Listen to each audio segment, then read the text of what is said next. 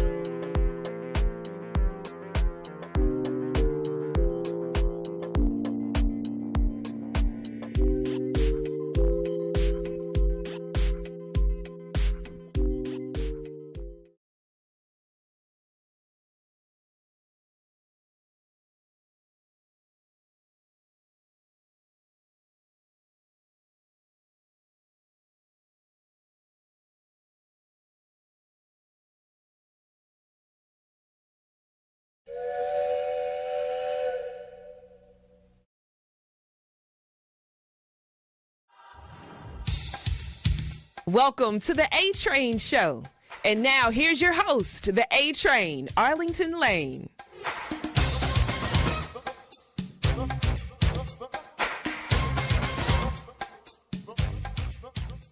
Welcome to this edition of the A-Train Show, the A-Train, Arlington Lane. As you see, I am ready for the season, baby. Yes, you can see I got my Celtics gear, even though that's kind of funny because tomorrow I'm not even going to be wearing Celtics gear.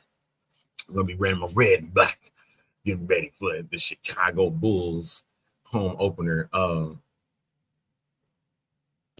Good morning to you. Good afternoon, wherever you are. Ladies and gentlemen, today is the day. It is NBA season.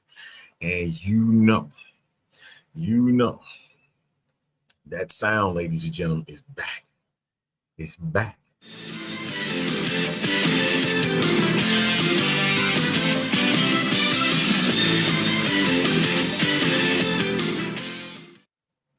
It's back, ladies and gentlemen, and I am so excited for it. And coming up on the program today, NBA insider Scoop B will be joining me on the program. I want to throw this in because usually he's here with that, but I want to make sure I get that in today.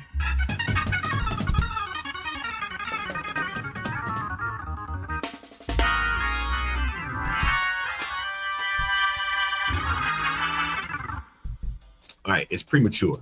I wanted to throw that out there. You know, when you hear that, you hear it. But today is the good Reverend Doctor's birthday.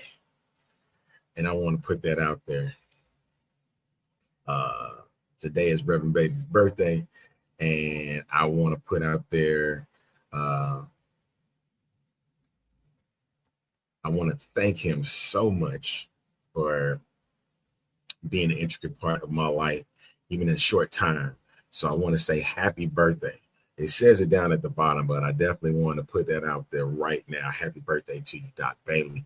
And whatever you're doing today, I hope you're doing it with a lot of love, a lot of care. You're safe where you are. If you do pop in today, I'm not expecting you to come in, just let you know flat out. But if you do come in, I just want you to know that you did better than me this weekend on the picks. I think he did better than me because I know I did bad this week. I did really, really bad, but we'll get into that on Thursday. Maybe. I just realized what's happening.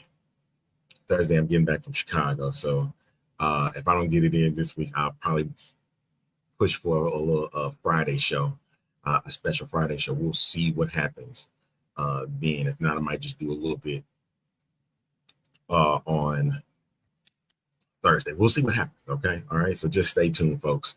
If you're checking in with us, make sure that you are jumping in on the X-Fan Show pages. And we are here at facebook.com/X-Fan Show. We're at twitter.com/X-Fan Show. Yes, folks, we even also on Twitch. You can check us there. And always youtube.com/@X-Fan Show. All right. Yes. Happy birthday to you, Pastor. And I love you, brother. More than what you know. Okay. Grateful to have you in my life and being an intricate part of my life, even right now. All right. Got that out the way. So, but I wanted to show you something.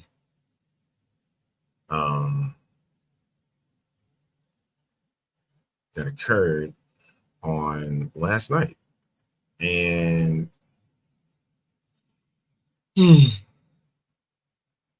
I don't know what to say, except now I know what this series is about to look like.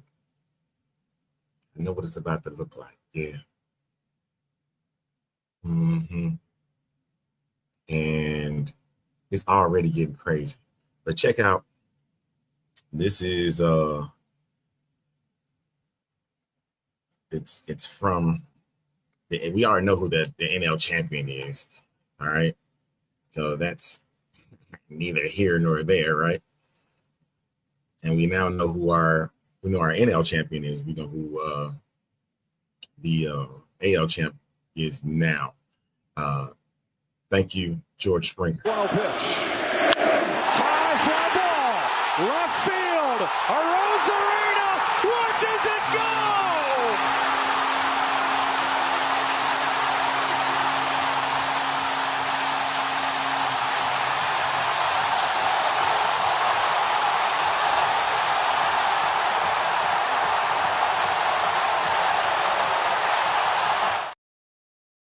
George Springer, once again, back in the World Series for the Toronto Blue Jays as they finish off a great comeback to get into the World Series. And the narratives have already started. And I think this might be a bigger World Series than we're in for now. And folk have already embraced it. And it came out real quick. Real quick. This is from DraftKings. And this pulled up. Said, ladies and gentlemen, we already here is a Drake versus Kendrick World Series. I think this might bring some more eyeballs to the table, especially if they're both present. If Kendrick opens up the World Series, Game 3, which that will be, because I believe Toronto is the home team in the World Series this go around. No, it is. No, I was right. On Friday night, Toronto opens up. So does Drake open up the World Series so he can have draw first blood? Do you think he should do that? Listen. Is this going to be the win for Drake if they beat the Los Angeles Dodgers? Is it the win that you give at this point? Because this is getting hilarious to me, man. And This is crazy. This is really, really nuts, man. Like for real. And y'all saying go Blue Jays. Listen, if they did not put this narrative out here, I would have said the same thing. I would have said the same thing. Go Blue Jays. I would have said the Toronto in 6. I was in like when. But y'all, I'm National League at heart. And listen, I want Vlad Guerrero to win. He said, if we look at history, Vlad Sr., Vlad Jr. Vlad Jr. has made a World Series. Vlad Sr. did not. Let's keep that in perspective here, folks. I don't even think Vlad Sr. made a LCS as a player. I know he made the playoffs, but I don't think he made the LCS. Y'all look into that for me. But yeah, LCS. Vlad's got it. Vlad Jr. got it. World Series. The son got more appearances than his daddy. And here's the other thing, folks. Here's the other thing that drives me up a wall. I posted about it last night. And as I was getting myself ready to go for today's show, I made this tweet right here. Amazingly, every team after the Mariners that has joined Major League Baseball have at least appeared in a World Series. Can you believe that? That is cursed. The Padres have made a World Series. No, I get it. The Padres were before the Mariners. I get that. That means Florida has made a World Series. Matter of fact, they've won 2. Colorado has made a World Series. They lost to Boston. Arizona has won a World Series. They did it in their first try. Tampa Bay Rays have made the World Series in 2008. The Mariners are the only team in baseball history that have never appeared in a World Series. Never appeared. And I know a lot was riding on that day. A lot.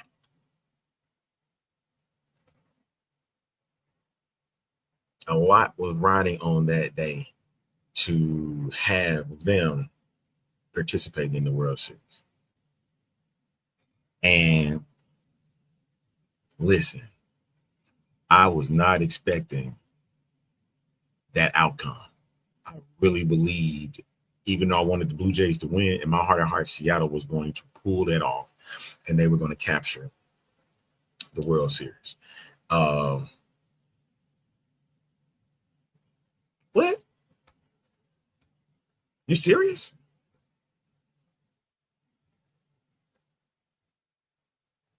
I think he went to go look it up, didn't he? Did he appear in the World Series, though?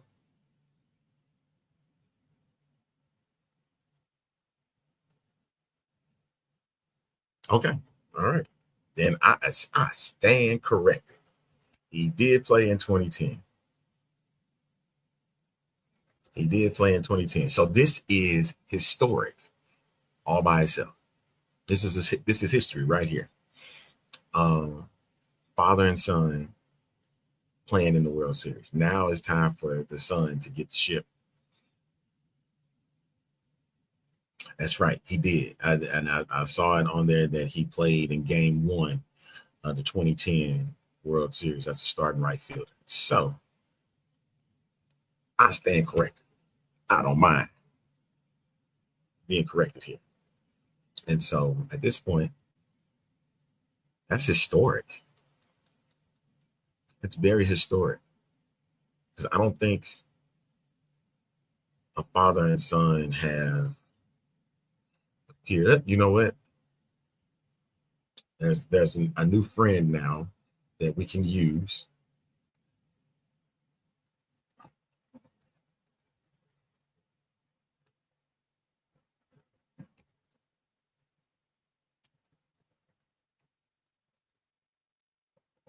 I like to ask Jim, and I can do this on the fly. Okay, so there have been several. Okay, all right.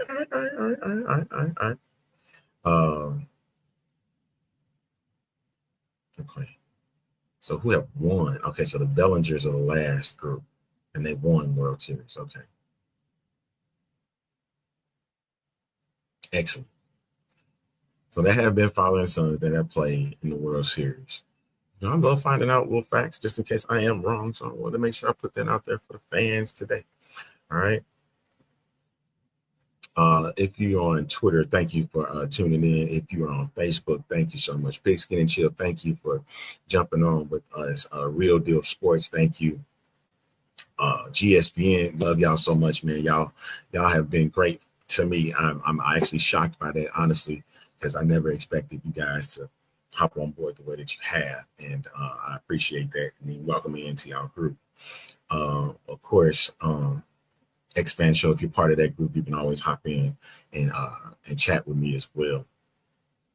Yeah, man, but it's like, yeah, it's time for Vlad to write that shit. I thought he did not. I thought in all this time I've been sitting there talking mad crazy about Senior, and Senior has been in the World Series.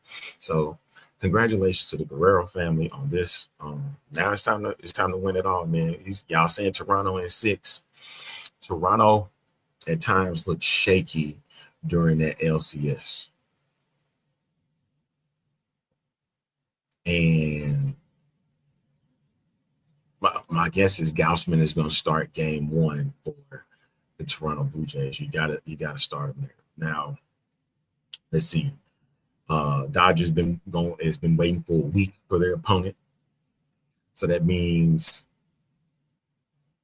do you put out Ohtani in game 1, or do you put him out in game 3 in Dodger Stadium?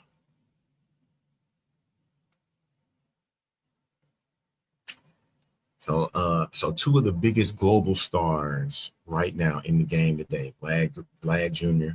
Because if you don't think Vlad ain't a superstar, you tripping. You really tripping.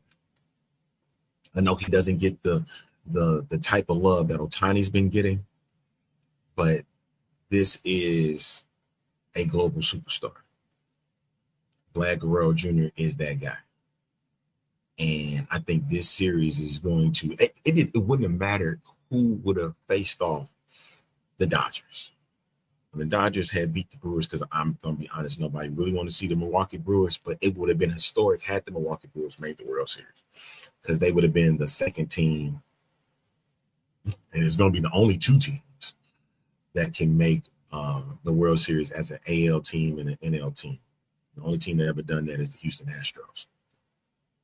So there's that. The H-rated. Are y'all enjoying the ride? That's what I need to know, y'all. If y'all enjoying this ride, man, thank you. I appreciate that. As long as everybody don't love Raymond, that's all that matters to me at this point. Y'all ain't gonna catch that. That's over y'all head. Anyway, but yeah, this is a series that's unlike any other. With 2 big global stars capturing. I understand last year was Yankees and Dodgers, and granted, it was a great series. It was a great series. I'm not gonna lie. It was fun for me to see that. As much as I'm not a big Dodger fan, and there are a lot of people in St. Louis that are cheering for the Toronto Blue Jays, right? Oh, because it's a bird? That's the reason why y'all cheering for them? Oh, I forgot. Y'all hate the Dodgers. Listen, Shohei Ohtani's interpreter. Oh, so Shohei can walk.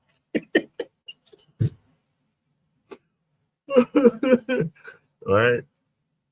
Y'all know this. Y'all know this for real. Y'all was talking bad about, I think it was Emmanuel Clase from Cleveland, you know, his gambling situation, but he ain't had nobody take the fall for him. He did that all on his own. And so he took that fall, boy, just led to a bigger hit. You know what I mean? So, all right. Enough World Series for that, right? I have to go over. I have to do my, golly, I hate to even do this. Otani's a scapegoat. Of course he's a scapegoat. Are you serious right now? Of course he's going to be the scapegoat. You take the fall, I'm going to lift myself up. There. Everybody wins. Everybody wins. Let's keep that ride rolling, man. We just left Toronto because they on the high thanks to the Springer Dinger. And let's move over. Let's move over to Houston. Let's get to Houston. Last night was such a stinker. On both Monday night football games were stinkers. Like, they were garbage. And I'm mad because Mayfield did nothing for me. And you know, I'm using the bright lights, big city. He gonna light it up. Or he lit it up in Houston, but he couldn't do nothing in Detroit. And the Lions 24-9 victors over the Tampa Bay Buccaneers. And then the last night, the final game of the week was Texans and Seahawks. And man, when I say it is frustrating as hell to watch that team, it's frustrating. Like, I literally have to put my hands like this because a lot of people want to put the blame on CJ Stroud because they believe he's regressing. Yes, some of the throws that he was making was off balance, but that's because he was getting constant pressure all game. Constant. There was a play where Okada, the linebacker safety from Seattle, had an easy pass to CJ Stroud. It was gifted. Like, the Texans just said, here, come get our quarterback. Come get him. And the minute they said hike, Okada was right there at CJ Stroud. CJ couldn't even have time to move. As soon as he dropped back, it was it. That was it. And here's my thing with that, Kev. He said Houston got screwed on a few calls, but that O-line needs some work. They been needed the work. Even when Caserio had the opportunities, you gave up Laramie Tunsil to the Washington Commanders. You gave up Laramie Tunsil and did not get anything in return. You did nothing on OL help. Nothing. What made you think without shadow of a doubt that this team was going to be well at offensive line? You can bring in whatever coordinator you can that you think that can fix the problem, but they can't fix that problem when you have a shaky O-line. They can give all the tips in the world.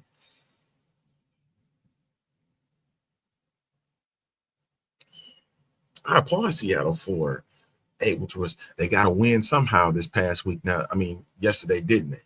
They couldn't ruin it for the whole city because, baby, if they would have lost on last night, Seattle couldn't come out to play for a while. Straight up. It would have been bad that we got to start talking bad about the Supersonics. They don't even exist. As a matter of fact, they kind of exist, and we'll talk about them tonight. They're known as the Oklahoma City Thunder. And it's championship night. It's banner raising, I should say. We'll talk a bit about that with Scoop B when he pops on in half an hour. That's my thing, man. Kevin says, listen, it's fine. It's the O-line. I know it's the O-line, man. I get it. The defense did keep them in the game. But shout out to Will Anderson with that defensive touchdown. He had the strip sack, fumble recovery, defensive touchdown, all in one play. Like that's a cold dude. Shout out to my guy Mike Patton over at Touring the AFC South. If you want coverage of what's going on in the South, that's a good dude to check in with. And of course, Big Sarge Media. I think he's probably one of the best that can cover the Texans, and a lot of people don't like him for it either because he keep it 100 about the Texans. But and you know what? I'm gonna throw her out there. I know she's probably watching. If she is watching, I appreciate it. I'm appreciative. Tarika Foster. I'm throwing her name. I ain't throwing her whole government name, but Tarika Foster. She goes and she knows sports. She is already talking crazy, and I get it. You can talk crazy when you are 6-1, but that Indianapolis Colts team is some of the luckiest sons of guns right now in this league, and you should be 4-3. Like I hear now, we still be top of the division. We'll still be top of the division. All right, I'll give you that. I already knew that the Texans' schedule was going to be bad when they got started, especially with a shaky O-line. It's going to be bad. And I really, truly believe that, I can't even say it's a third of the season, just a third of the season. I'm sitting here like I'm ready to call it, but I can't. There's still time. There's still time, ladies and gentlemen. So we're going to see what happens with that. I'm not calling it. No. Not over yet in the AFC South race. Okay? I get it. They got a large lead, but it's not over yet. Kevin says what killed me too was that drive down by the red zone with 3rd and 4th, and they ran the same run and play with the rookie marks. That's another thing. Nick Cayley, what are you doing? I swear, Bobby Slowik has been sitting back, just smiling. And he's telling all of the Texans fans, You shouldn't have been talking shit.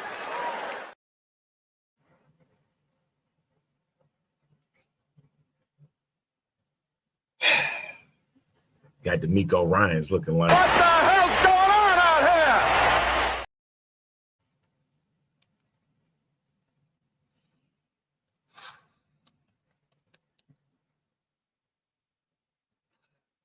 Nick Cayley, what is you doing, brother? What are you doing, man? What are you doing? Last thing I need, man.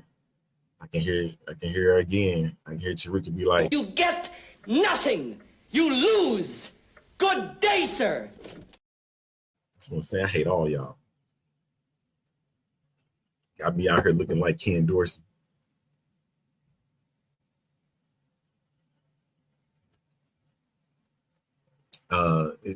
Andrew said, you want to talk about bad? Raiders had 32 plays total. The Chiefs had 31 first downs.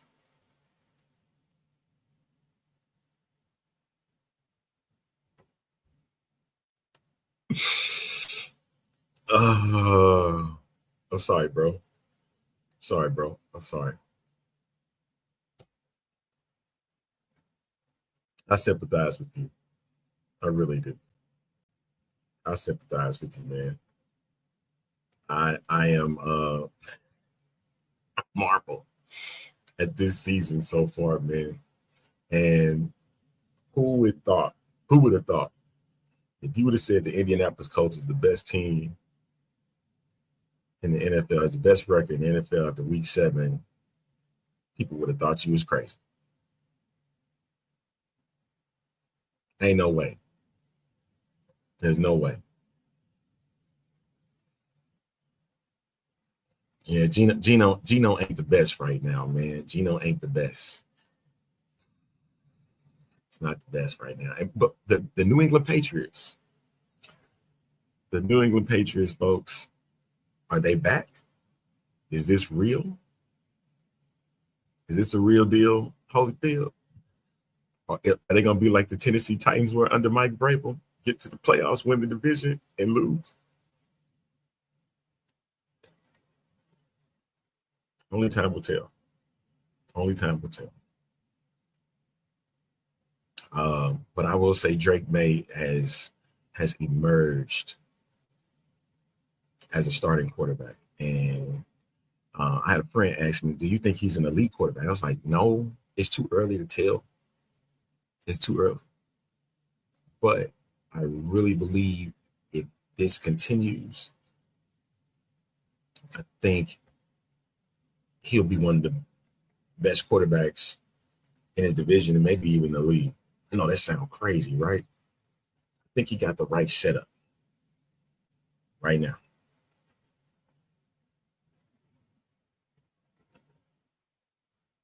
Yep, because you got the right guy helping him out in Josh McDaniels, the right guy. So as long as he's listening and adjusting where it needs to be, that New England Patriots team is going to be fine. And McDaniels has been a part of that Patriots. Exactly. He's not elite. He's not elite yet, but he's in the right system with Josh McDaniels. Okay, so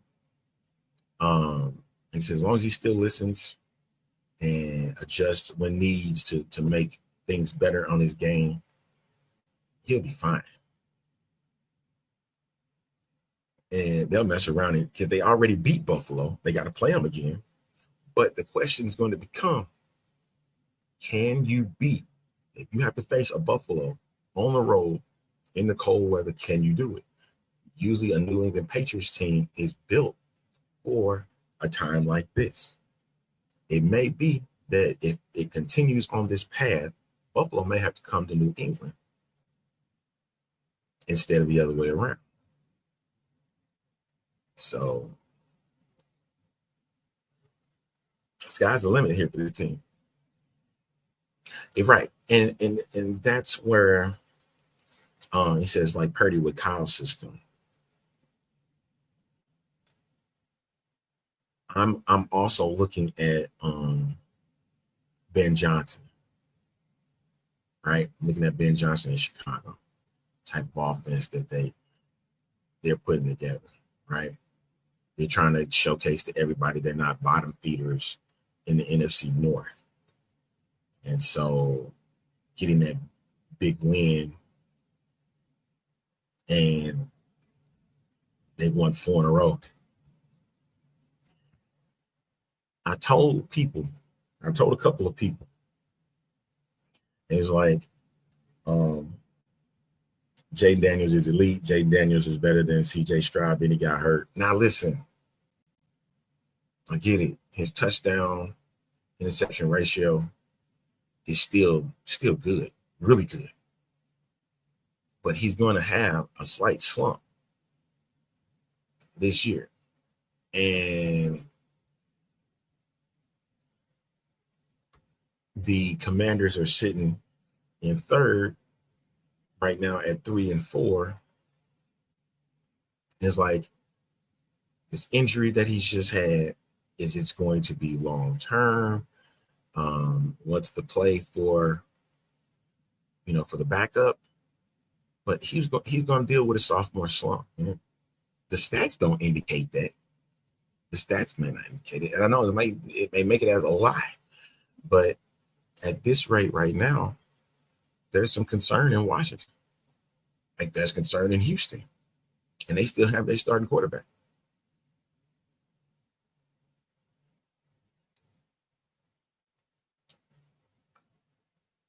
I don't think he pressed the panic button yet on Washington.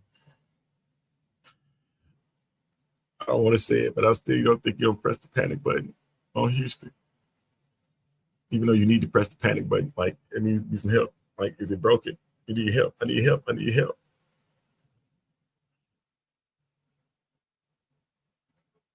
No, I'm not going to answer that right now.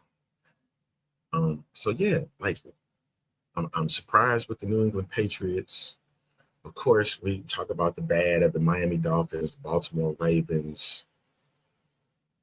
You can't talk about the Dallas Cowboys. Dallas Cowboys actually in the thick of things.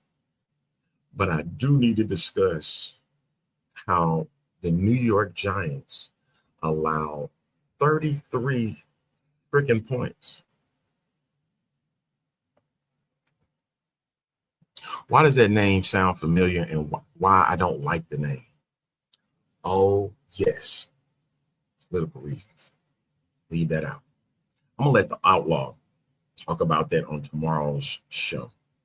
I know Andrew and then Gateway Sports are announcing that I got two different stories. They're set to hire Kurt Suzuki as the next manager of the Anaheim Angels when the talks with them and Albert Pujols have broke down. So there was talks that Albert Pujols was looking at becoming the Angels manager, and it looks like Kurt Suzuki is going to be that guy in Los Angeles. So congrats to him. All right. I was watching, and before I get to WWE, I was watching the St. Louis Cardinals roundtable with Gateway Sports. And shout out to Gateway Sports. Gateway Sports has been fans of ours for a while now. And they were able to put together, Hassan on the report, thank you. They were able to put together a Cardinal roundtable to discuss what that team looks like for the future. And, I listened to them. I was kind of shocked that they had a Cubs fan on the Cardinal roundtable, but that's just me. It's a Cardinals fan. Cub fan, huh? All right. But they're all part of GS.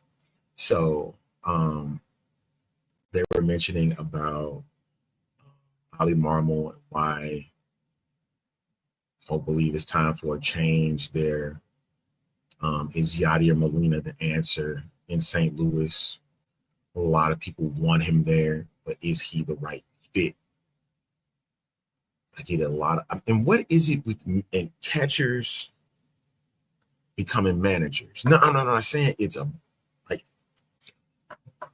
don't want to put this. Catchers and becoming managers has been a big thing for a long time. I'm trying to go down the list. I know Joe Girardi has been on that list. I'm just thinking of names off the top of my head. Brad Ausmus, AJ Hinch. They've all, and I think Hinch won a ring, so Girardi did too. But it's like when I see that, I believe that it's promising. But what is the system that Yadier Molina could bring to the table that could turn that team around? Because right now you have an all-star. If that's the case, then that's like saying point guards in the NBA or the quarterbacks on a basketball court. Is that what we're saying? Because they're generals, all right? Field generals, right? That's what we're saying? Okay. So quarterbacks, catchers would make the best managers. I think quarterbacks would make the best coordinators, not head coaches. That's just my personal opinion. And point guards make the best head coaches in basketball, right? That's what we're saying.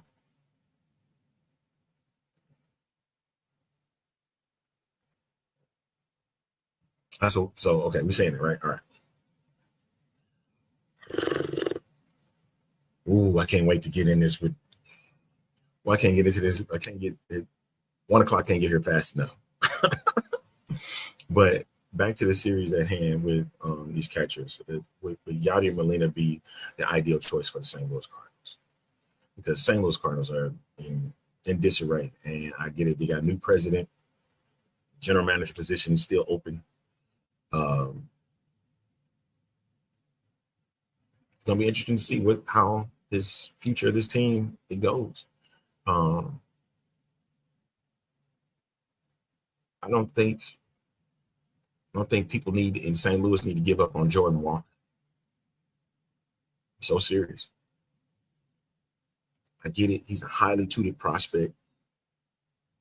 He's dealt with injuries, struggles, internally, externally. And there's certain hidden coaches that are not helping him, and that we know that he cannot, in St. Louis, know he can't hit a slider, save his life. But you brought in a young core to be your future. And I know you expected him, along with guys like Mason Wynn, Nolan Gorman. I didn't expect to go to St. Louis on this train ride, but here we are. But these are your future. I get it. A lot of times they look like a AAA team. You got young pitchers in this group. Guys like Michael McCreevy. And I really, truly believe you got to give them, maybe not Gorman, because Gorman is who you get. Let me say that. But those that have just come up from AAA up to St. Louis, got to give them an opportunity to get it together.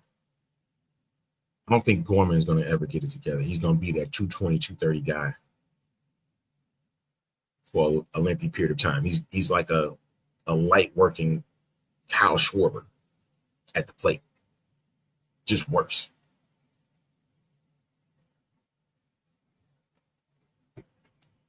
And then that's just me. That's just me that on that. Okay.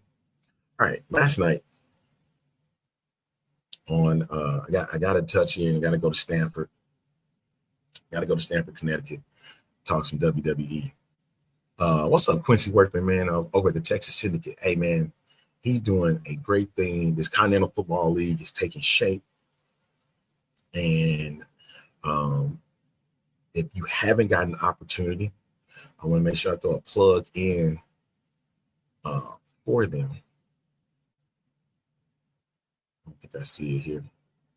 It's all right. Just make sure you get the opportunity. Yeah, we hope. If you haven't gotten involved, there's the website right there, CLFL Football. Go ahead and check out the site. They're bringing the return of the Continental Football League, 60s, former 60s Football League, and they're bringing it back in 2026. So make sure you check it out, CLFLfootball.com. All right. Over on the east side, which is WWE. I saw last night a lot of moving parts and stuff is happening. One thing that caught my attention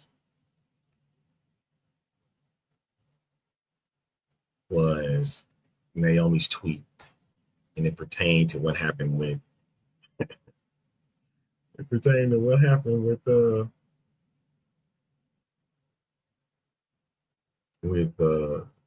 Jimmy and Jey.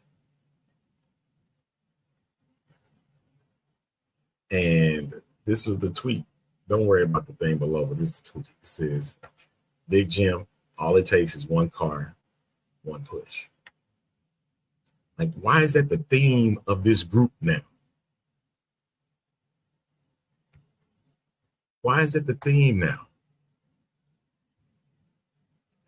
You want to do like what daddy did? You want to do like what your wife did?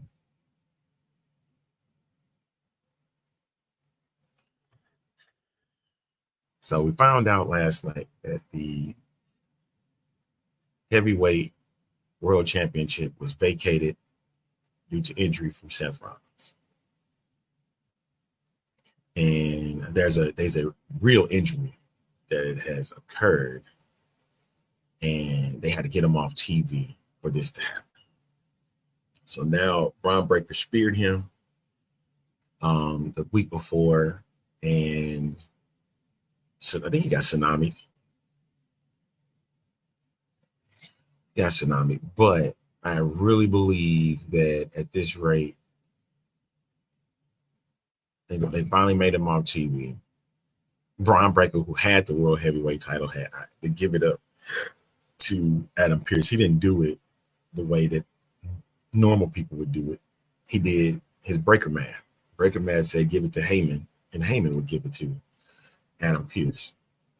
So now there is a world heavyweight title match at Saturday night's main event that's only going to be featured on Peacock because NBC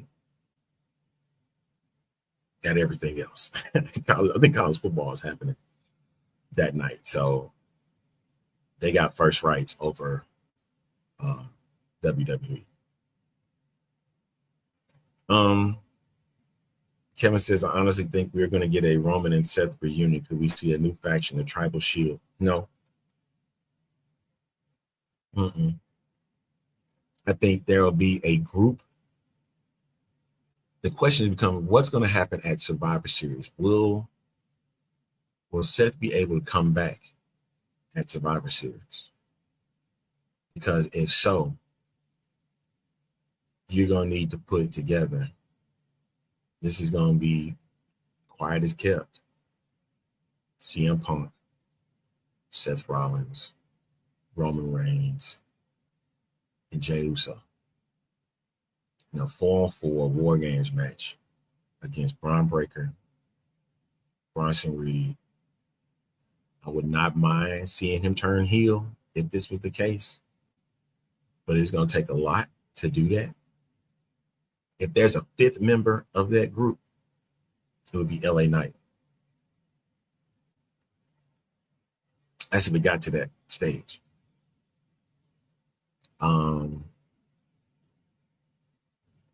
Be a group with Bron Breakker and Bronson Reed and then three others. It was there, man. It was there. I didn't mean to kill your vibe, man. So that means you rooting for Kendrick. You ain't rooting for Toronto then, are you? Just playing, man. I'm just teasing. All right. But let's think about what could potentially happen here with this angle. There's a world heavyweight title match, CM Punk versus Jey Uso. I don't think there's going to be a winner. If there is a winner, they gotta have a winner because it's Saturday night's main event. But you gotta make it like a pay-per-view, man. If you want to make this chaotic, there can't be a winner because Bron is going to get involved. LA Knight's going to get involved. Come on now, Jimmy Uso is going to get involved. That's why you saw that tweet. All it takes is one car, one push. And that's family, yo. That is family. Get them out the way, yo. And as much as I want to declare Big Jim ain't been getting in big storylines, he has. He got this big storyline, yo. Dude, as long as Jon Moxley is sitting over in AEW, and shout out to AEW with Wrestle Dream in St. Louis on Saturday night. A lot of people were somewhat satisfied with the results. I don't think Moxley I don't think he's leaving AEW. And I think because he likes the schedule that they have, and Tony Khan just can't lose a guy like Jon Moxley. He can't afford to lose a guy like Jon Moxley. This is just me. This is me, nobody else. I'm just rumoring it. If you want to put it, I'm speculating. However you want to throw it, speculating. I don't think Jon Moxley likes Paul Levesque. I don't think so. That's just me personally. That's my speculation. I don't think he likes him. So he don't want nothing to do with him. Or it's Shawn Michaels. He don't want nothing to do with those guys. And so the hopes of having that type of reunion, slim to none. he would have to do the same stuff like Punk did to get him back. Also, we got new champions in WWE, which I have been vastly surprised on. One was Dragunov winning the United States title. It's kind of shocking to me. One, that he came back. Two, that he knocked off Sami Zayn in his open challenge. Thanks to old boy Solo Sikoa. I think, is Jacob Fatu injured? Because I'm hearing his name in the WWE title matches now. I'm hearing that a lot. And it's time for a new opponent in Saturday night's main event for Cody Rhodes. I know you're getting Drew McIntyre, but that'd be interesting. Yes. I think that's what the name gonna be, Kevin. The Phenomenal Dragons. That should be their name, not AJ Lee. So AJ Styles and Dragon Lee won the WWE Tag Team Championship. The World Tag Team Championships off the Judgment Day finally, because they weren't doing anything. They had nothing going for them. It just was carrying the belts with no matches. And they finally give them a match and they decide, if y'all don't think for 1 second they're not listening to fans, they are. They seeing these blog sheets and IWC, and they acting like that they don't listen to them. They be listening because they see it. They see it. And having AJ as a champion again, that means we're going to get some fighting champions. Because JD McDonough and Finn Balor are not fighting champions. They had nobody to fight, even though they had plenty of people to fight. I think so too, Andrew. I think the days of it are near. Like, how long is Liv Morgan on the shelf? Because Liv is, I think, out for the rest of the year. I'll be shocked if she show up at any Saturday night's main event or Survivor Series. Like, because she's been out for over 6 months. And I get it, vacation time happens in the midst of all of this too. And so you got to make sure that your stars are taken care of before they get back out there. And then they got to start training and all that stuff before they get back out in the ring again. But yeah, we keep saying it though, Andrew. The Judgment Day is near its end, and yet they keep going. I need to be Roxanne Perez is the reason why Judgment Day is over. Say it again so you can hear it and understand it. I need Roxanne Perez to be the reason why Judgment Day is done. Infiltrate her. Those AJ Lee vibes in it. And end it. And when is AJ Lee going to come back? Because I would love AJ Lee, Roxanne Perez, Bayley, those three. But it has to be for something. It has to be for a belt or something. To have a match.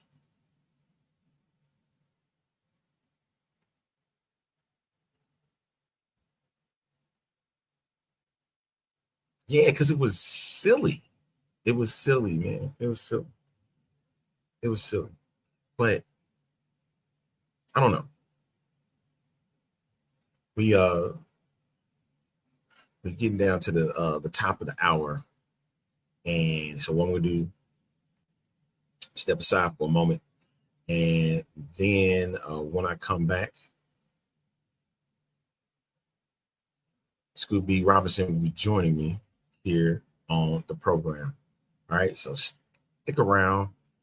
I'm going to take a time out because I've been going at it for almost an hour. All right, so I will be right back.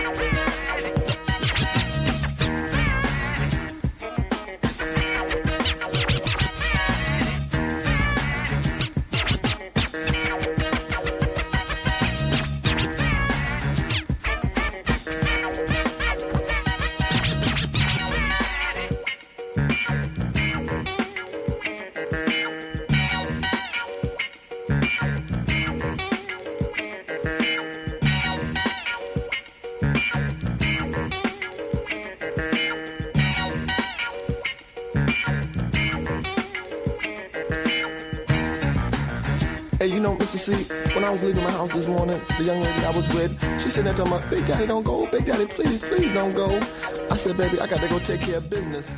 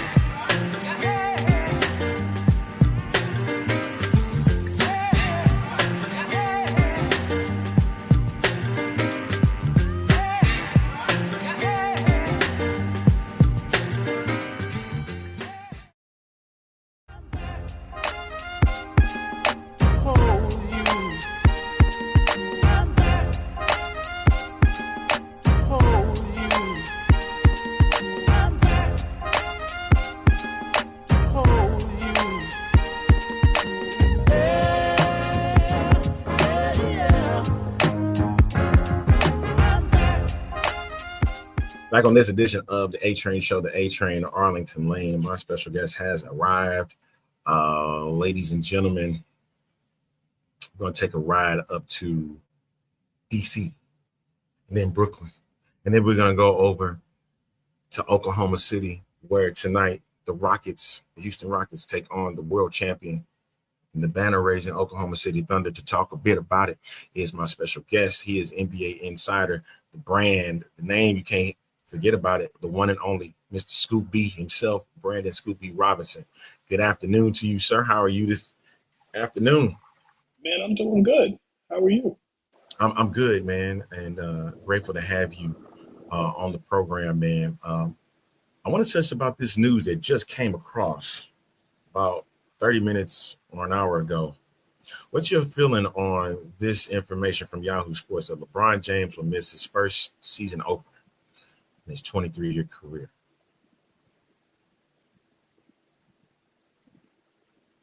He has sciatica. He said he got to sit down for a second too, right? Yeah, yes, sir. He said he got to go ahead and sit down, man. A lot of people understand that.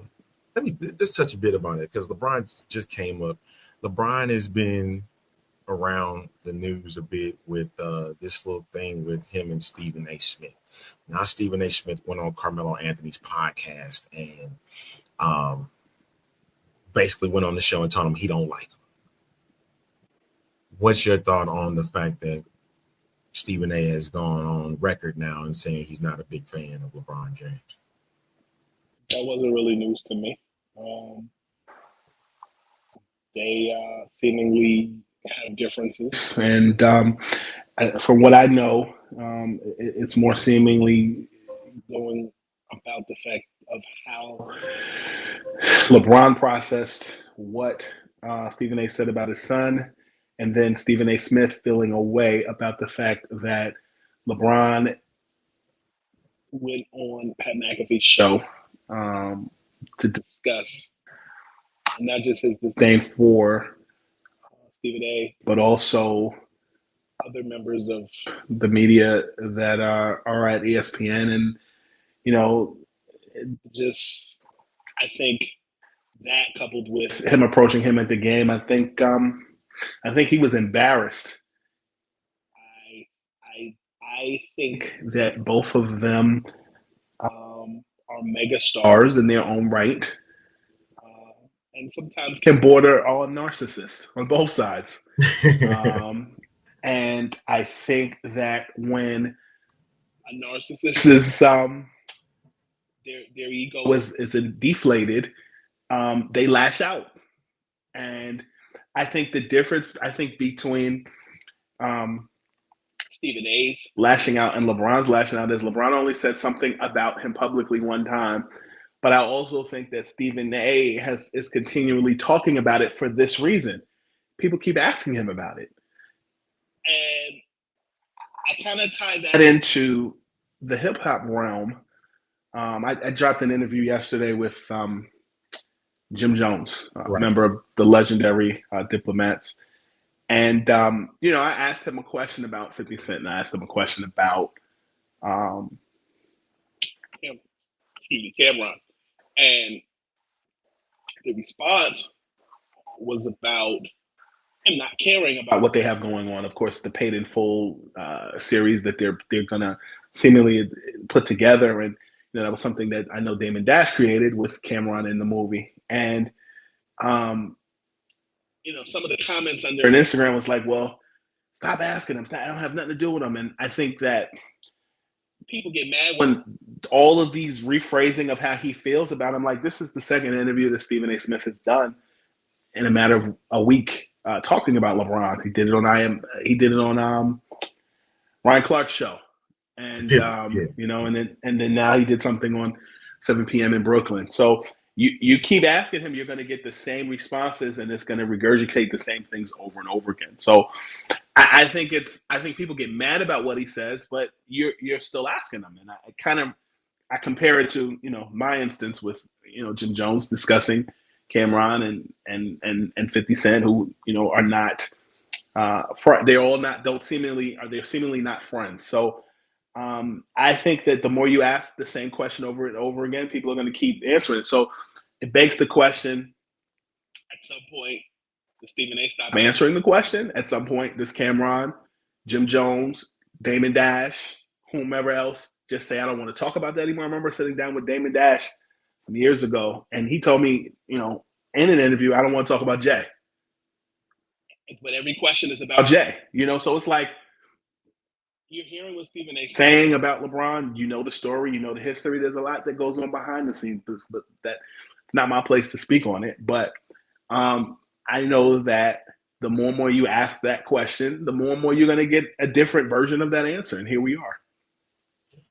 Let me sidebar that as a journalist.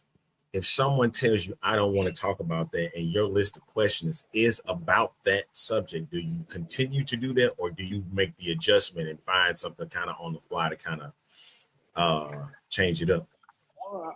I believe in the golden rule. You treat people the way you want to be treated. So I would align with changing the question. I remember. I'll tell you a funny story. This was right before Kevin Durant and Kyrie Irving. This was like days before free agency. If you remember, in order to make that deal work, the Nets had to send D'Angelo Russell to the Golden State Warriors. It was actually a sign and trade. Yeah. And I remember I was at D'Angelo's basketball camp, and I remember there were people around him saying, don't ask him any questions about free agency. Don't ask him any questions about a trade. If you ask him any questions about a trade, he's walking off this platform. So it was a media scrum. So a lot of my other colleagues were like, all right, like they were plotting out how we were going to get all our questions answered. And then the last question would be about that, so that he would walk off and then everybody would get what they needed. And I remember asking D'Angelo straight up, so what do you think about New York City? He goes, what do you mean? Do you like New York City? Do you mean like the culture, this, that, and the third? I go, do you like New York City? Because whichever way he answers the question, I would still get my soundbite. It was blanket enough. And I think in situations like that, to answer your question, okay, fine. If you want to choose the route of still asking a question, there's a million ways to skin a cat. So right. If you're of the notion that you don't want to change your question and you still have Stephen A., for example, in that interview, if he doesn't want to talk about the personal rift with LeBron James, you just ask him, what do you think about LeBron James? And let him answer. What do you think about him as a playmaker in Los Angeles? What do you think about what are some of your favorite moments in Cleveland? What are some of your favorite moments in Miami? Like, there's a million ways to skin a cat and get what you need. And I just, I draw back to that instance with D'Angelo Russell at his basketball camp, days before free agency. So there's ways to ask questions without asking the question and still getting the response you want. Talking it over with Scoop B right here on the A-Train show on the X-Fan Show page. Just make sure that you are chiming in on the comments are always welcome. I just didn't put them up for this segment because I want folks to see what's said. So that's just me. It's my show. I can do what I want. All right. Yeah. All right. As we continue on, I want to step away from that. I just want to get your thought on that. LeBron's business partner, Maverick Carter. And I'm promising we're going to get into the NBA season. I just want to hear your thoughts on this thing. There are some people that were upset at him choosing to rival the W instead of working with the W. My thought process was, if the W's alleged leadership is not working with the players, why would you be upset at them and just go ahead and take what he's trying to do? And if he's working with the players and he wants to pay them more, why would you be upset about that? What was your thoughts when you saw that he wanted to do the project? Women's basketball is one of the most popular rising sports, period. Mm-hmm. And seemingly from the different things that I've heard, the different things that I've read, there is a slow pace in what is being offered, coupled with what many believe in the W their value is. And if you can offer something comparable, why not? it kind of gives me WWF versus WCW vibes. If this league is not paying, go elsewhere. Did you ever think Bret the Hitman Hart would leave WWF and go to WCW? There were some other factors there, mainly having to do with the untimely passing of Owen Hart, but just being a wrestling observer from childhood to really high school. I don't watch it as much as I once did, but just knowing, household names for historical purposes, seeing Ric Flair, seeing Bret Hart, seeing Lex Luger bounce around, Jeff Jarrett bouncing around different places. I think the same thing is taking place with the W and Maverick Carter seemingly looking to move things around. But I have some questions about the jump, mainly. You don't threaten. It's been historically that you don't threaten the NBA on creating a rival league. I remember when the NBA bubble was getting ready to take place, and I remember Kyrie Irving, then part of the Players Association, having conversations with guys about owning their own leagues and putting their money together and doing different things, and that seemingly upsetting the league. And I look at that, and it reminds me so much of what Maverick Carter is doing. So I wonder what kind of conversations were had to the side, and I wonder why the change of mind. The other thing that I push back on is it seemed that the money that he had to create the rival league, the NBA's rival league, and then the money that he was going to take to create a league that will rival the WNBA was seemingly less. Why is that? And I know that there's a lot of talk, particularly on social media, that suggests, well, women don't need all that money. Like, I'm just not of that mindset. I think that I just think that you got to create some type of fair balance, whatever that may be. I'm glad I don't have that responsibility, because the amount of vitriol on both sides that comes from the collective bargaining agreement on the WNBA side, I don't know how someone would define how someone could fairly define fair.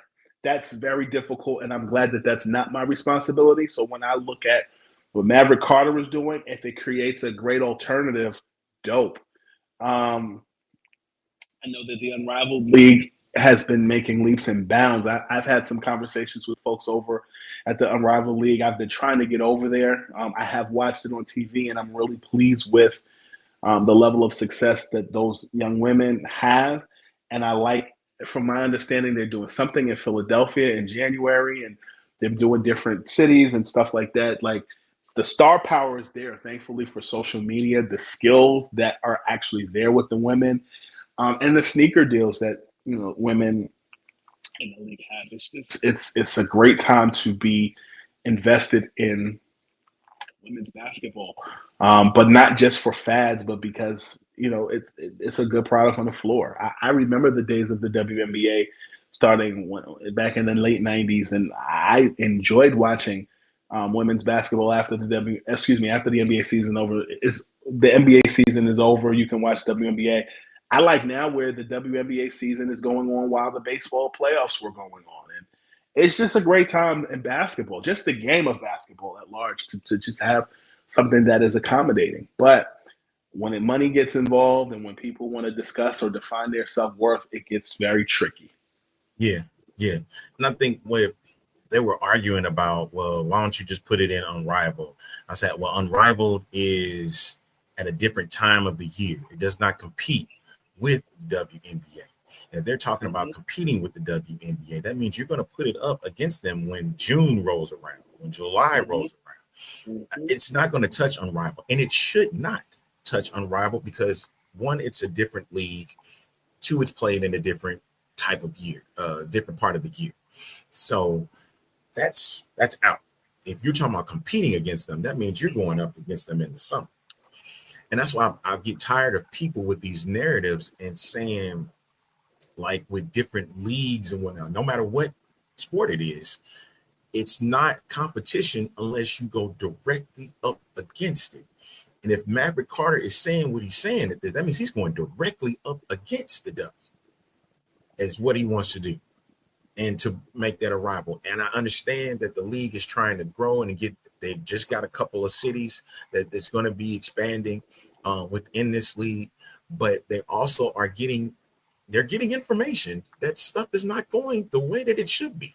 So that's why they're trying to do what they're doing now, at least put the idea out there and get people talking about it, because it could come together as something either great or it could be a failure.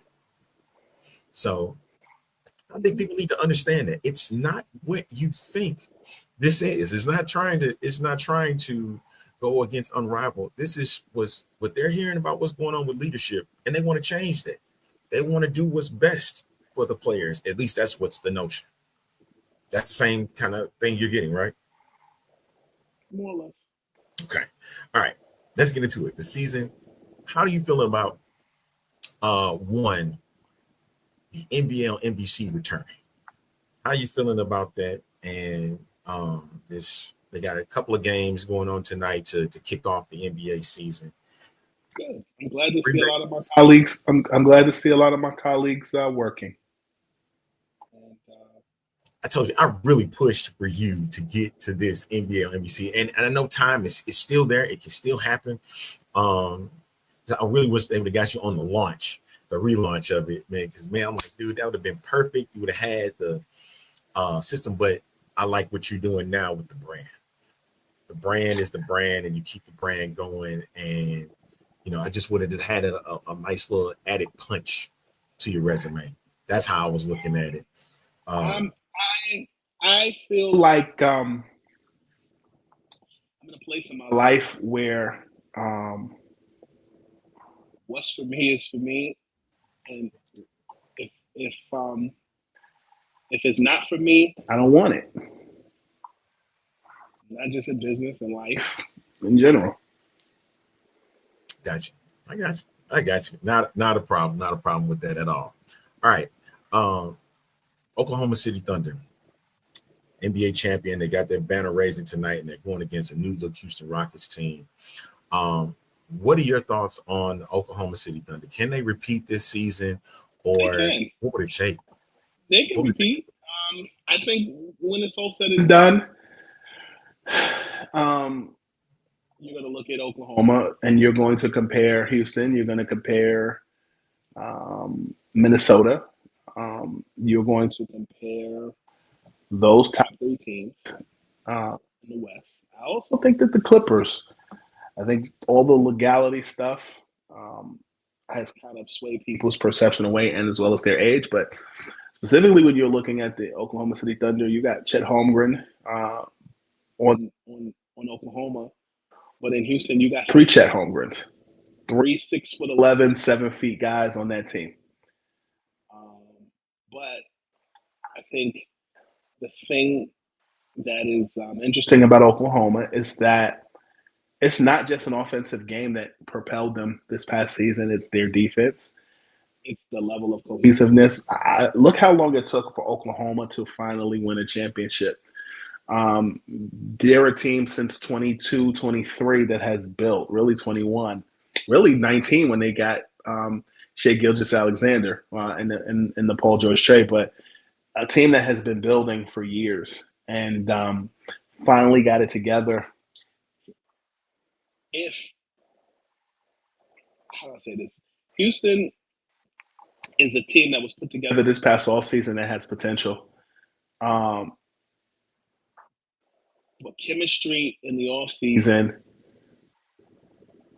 is not the only thing that matters, and that's years and years. So I feel like, you look at Houston, Fred VanVleet is out, which is cool. And there comes the rise of Amen Thompson. There comes the rise of Jabari Smith Jr. There comes the rise of Steven Adams and all these other guys. Like Houston has a squad. Oklahoma has a squad. But I think it all comes down to what those teams look like come spring. Everybody looks good on paper at the beginning of the year. Right. And I look at groups like Celtics that have been to playoffs. Tatum, I think he's still on the shelf for a little bit to start the year, right? And you're looking at a Pacer team without Tyrese Halliburton. Are we looking at a newcomer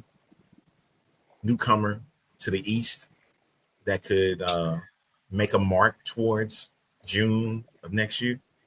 Well, I think when you look at the East, while the Knicks and the Cavs are the favorite in the East,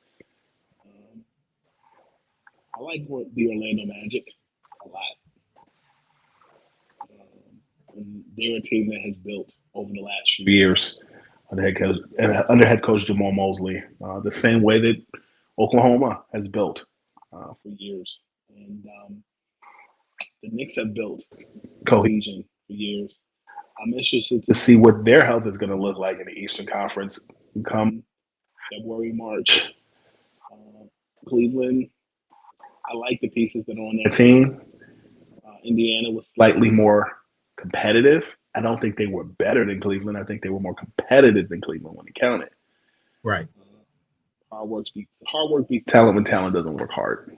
And again, everybody looks good on paper at the beginning of the season. I have to see how stuff plays out because I think last year I did believe that the Oklahoma City Thunder were going to win the championship at the beginning of the season, but I think the NBA, since the Warriors.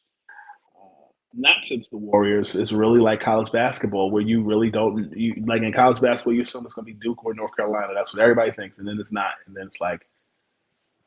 So I think the NBA really right now is in a good space. Mm-hmm. You mentioned the Knicks and the Cavs being the favorites in the East, and I'm sitting there looking at them like the Knicks can't get out of their own way. When I look at the Knicks. When I look at the Cavs just seem like they have all, like you mentioned, all the talent. It's just like the cohesiveness just don't come together when it comes to the playoffs. And you can, like you say, you have all the talent and you still not make it. Pacers and Celtics are going to be down, but they're not going to be completely out, at least to start the season. What about a team like Chicago? A team that has been constantly trying to figure out what their lineups are. Now you got this young group. Granted, they played in the play-in tournament last season. What's the outlook would you see with the Chicago Bulls, a young team like them?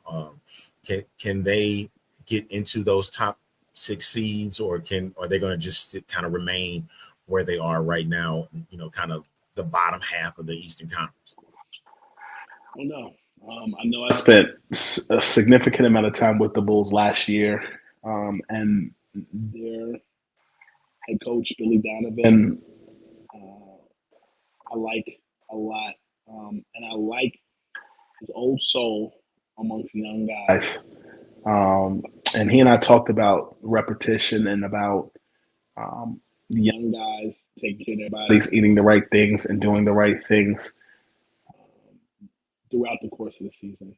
And I remember spending time with Kobe White and him telling me after a game he spends about an hour and a half in an ice bath after games. He's not starting the season this year. But what I like about Kobe White in Chicago specifically is that the Bulls at large, particularly with him, he came in as a rookie and he is the face of that team at a point where Zach LaVine and many others were there. And it kind of reminds me of like a homegrown talent situation, like the Yankees with Bernie Williams and Derek Jeter. Like their farm system is growing within their system. He shared with me that Zach LaVine's father still watches Bulls games on League Pass and will send him detailed notes about things he could correct in his game. And I thought that was G. But I really think that the Bulls at large, I'm glad that they got their core in order. But I think that the Eastern Conference is so deep. I don't think it's wide open, but I think it's deep and a mixture of young and old talent. And I think that it's not just a foregone conclusion. Like I wonder if with Tyrese Halliburton out and with Milwaukee, in my opinion, not getting better, like will Chicago skip a couple stairs and move up? The answer is I don't know, but those are thoughts that I have. Or rather, my answer is I don't know, but those are thoughts I have. I think that the Bulls have been playing teams for a couple of years. You'd like to see them take that next step. You'd like them to be competitive, and you'd like to see them have more weapons out there competing outside of just Kobe White for the national audience. Because there are other guys on that team that compete, but the national audience only see that as Kobe White's team. Gotcha. All right. Let's see if there are any scoops that you can give. Let me see if I can toss this one and see if this is a scoop that you got going on right now. What's the word on Giannis Antetokounmpo and his future with the Milwaukee Bucks? So from everything that I've gotten, it's been he's waiting and seeing what their team looks like. Back in May, I had a series of reports about teams that did have interest. And those teams included the Brooklyn Nets as well as the Toronto Raptors. When you look at the Toronto Raptors, they have a ton of young talent on their squad that complements them very well. I know that a lot has changed, particularly with the front office leadership in Toronto. So I'm not sure if that is still an option at this point for Giannis. But the thing that still stands true and stands the test of time is that Giannis wants to be in a situation where he's still the focal point, but he has a bunch of young guys around him and a bunch of soldiers and warriors and competitive guys on his team. That is so it's not just solely built around him, but it's built around a total core. I think his time in Milwaukee, where they won the championship, they definitely had that. But I do think that I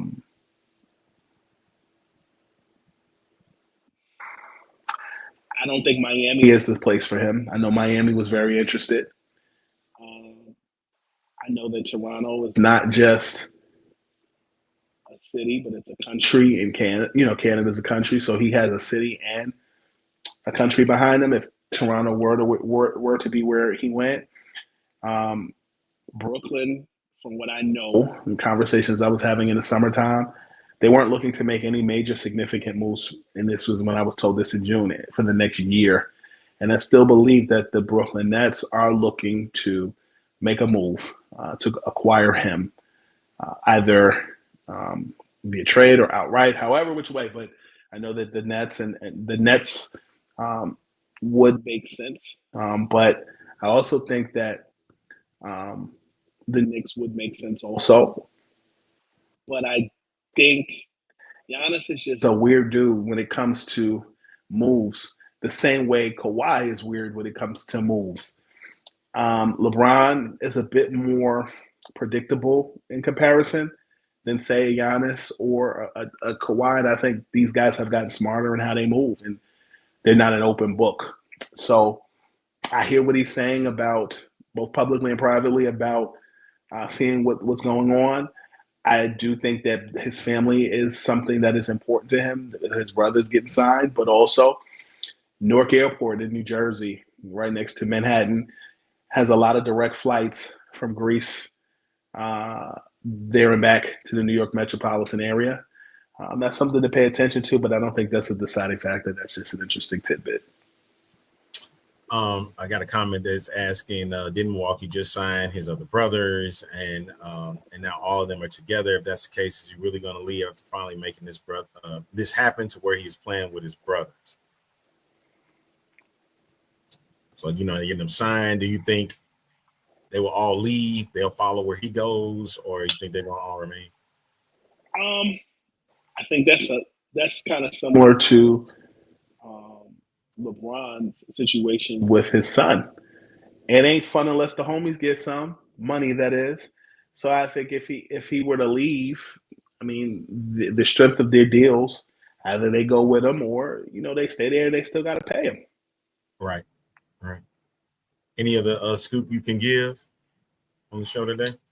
No, I'm just excited for the season to start, man. Nothing significant. I can tell you that I've seen the Oklahoma City Thunder's rings. I saw them today. They're very nice. So you'll definitely be in for a treat when you see that later today. So you're gonna be tuned in to tonight's opening action with Rockets Thunder and then Warriors Lakers with no LeBron, all on NBC tonight and Peacock. So the nostalgia's back. Are you looking now? This is me personally. I like the original round ball rock. I hear there's another round ball rock that's coming in play here for this season. Which is your favorite? The original, this new? I mean, I'm an NBA lifer, so I like the old school ones. But I also know you got to adjust to a newer audience with less of attention span. Right. I got you. And then I just heard that inside the NBA will be keeping everything TNT, just going to be using ESPN with graphics, but everything is going to remain. I saw that. I was like, oh, okay. I missed it at first, but now they keeping everything, the sound and everything. Yeah, they're still in Atlanta. A lot of that is also routine. Like guys really have to go to LA or New York to do it. I know that there were conversations about that behind the scenes. But ultimately, they keep the Atlanta studio, and it's a licensing deal. It's a licensing deal that they licensed the TNT licensed the show to ESPN, kind of like Pat McAfee is licensing himself to ESPN. And I had a conversation with Shaq, and Shaq said that there's some other things that they'll be doing during the season, and we'll see how that takes shape outside of just showing up and doing shows at Atlanta. So, yeah.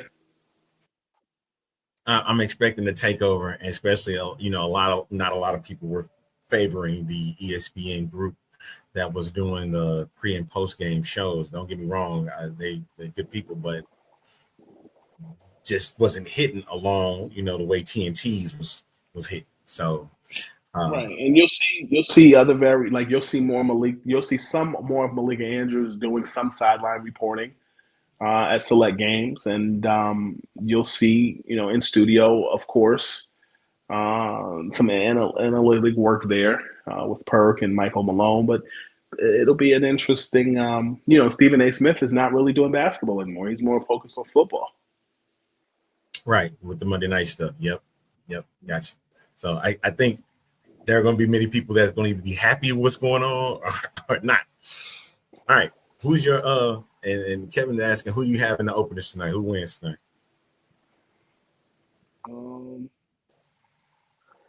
I got Oklahoma. And on the first game, second game, the Warriors. I have to agree with that as well. All right, man. Appreciate it. Do you want to give an early champion, or you just like, you know what?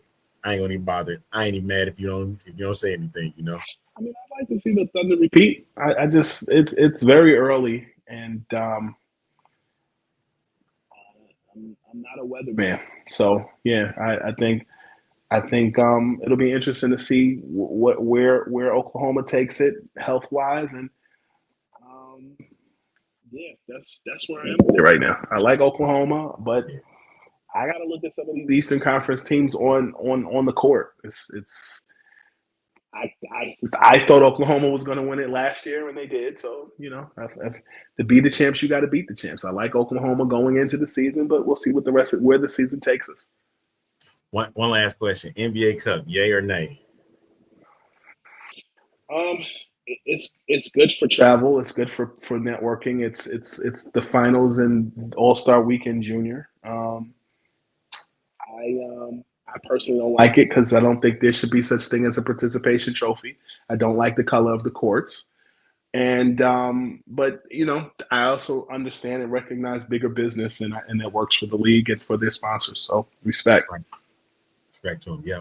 All right, sir. Thank you so much, man, for coming on and short notice.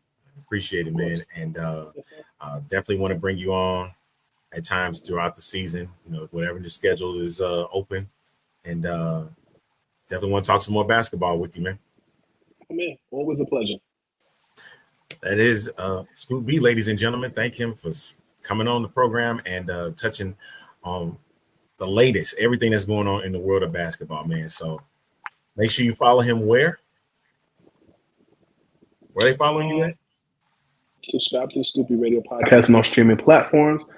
Also follow me on Twitter and Instagram at Scoop B, and check out Scoop B TV on YouTube. And I think that's it. Yeah. Appreciate you, sir. Thank you, brother. I'll talk to you soon. All right. Ladies and gentlemen, Scoop B in the building. I wish we could have got that. Kevin, I wish we could have got that one in about the All-Star game. Maybe we'll touch about that when we get to the All-Star game in 26, heaven forbid. All right. That'll wrap things up for this edition of the show. I know I had to do a lengthy one because I want to make sure I got Scoop B in to talk about the NBA season a bit. And get his thoughts on what the outcomes could look like going on into 25 and 26. All right, ladies and gentlemen, don't forget games tonight. They do begin. It's for real. The wins and losses actually count. All right, Rockets Thunder tonight on NBC. That's right. NBC is back with the NBA. And then following that game is the Warriors and the Lakers.